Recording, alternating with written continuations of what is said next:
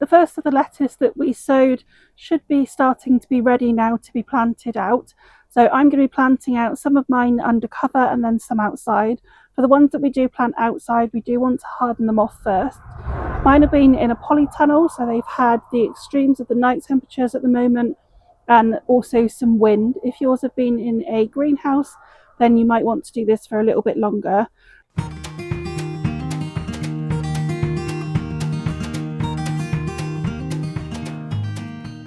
Then we're just going to start taking the plants outside for a few hours a day initially, and we're just going to start them off in a bit of shade, and then we're going to get them used to more sunshine, more wind, and more of the natural conditions that they're going to be under once they are planted out full time. This is the tub that's going to be planted outside. So this trough has just had some flowers in last year, and I've taken a few inches of the compost out and refreshed it with some peat-free compost on the top, and then I've just spread out my plants. So the spacings for these are quite tight together, and that's because I'm going to keep actually removing the outer leaves. So if you are wanting to actually take the whole plant, then we're going to plant them about a foot away, so I'd get 2 instead in this trough. So all I'm going to do is just lower each of the plugs into their spots.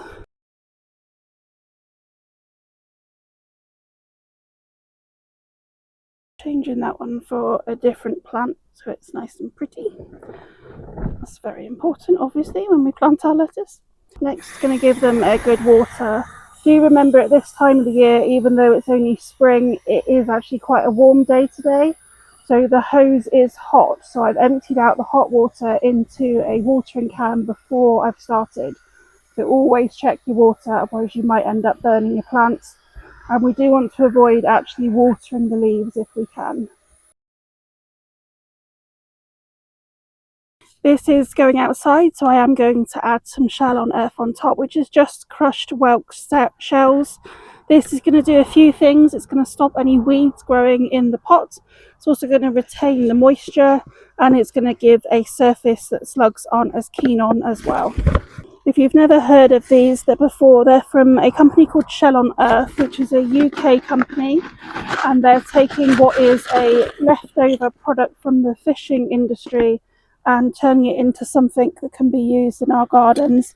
They also sell a lot of absolutely beautiful gifts as well as some eco-friendly options for the garden.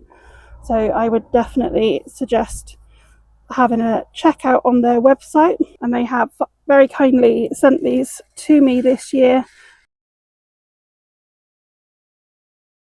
I find lettuce are absolutely fine usually without any sort of feed. However, one thing that we will find that will encourage them to run to seed, and which happens when they start going really tall, and at that point they'll get bitter, is if they dry out. So if you are growing them in pots, then having this mulch on top will really help. Even grass clippings, something like that, will do as a mulch. But also make sure that you do keep them as well watered as you can, and really sort of pop your finger into the soil. If they're dry, then it is going to be stressing the plants out. And then I don't usually find that I need to feed lettuce either. If, however, they started looking really yellow in pots, not in the ground, then I would offer them a liquid feed of something like seaweed or nettles. And we don't want to use anything that's going to encourage flowering. So this tray will now be hardened off for a couple of days just to get it used to the difference of outside and inside, and then it will stay out there permanently. And then the next of these are going to be planted out into this bed in the polytunnel. So I'm literally just going to make sure that there's not too many weeds, and I've given it a good water. You can see that the tray from Charles Dowding is actually quite a bit smaller than the other plants.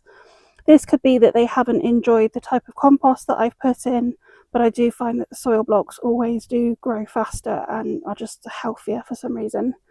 So all I'm going to do here is just dip some holes. I'm going for around the same sort of spacing, so that's going to be 4 per sort of square foot. And then for these ones, all you're going to do is pop your finger in the bottom and pull them out. And as you can see, they're well rooted. The roots don't go round and round because they prune off at the bottom, the air prune. But what you will also find is that if you are trying to plant these directly outside, then if you were having plants this small, you might want to pot them on to make sure that they could take a bit more slug damage than they're going to.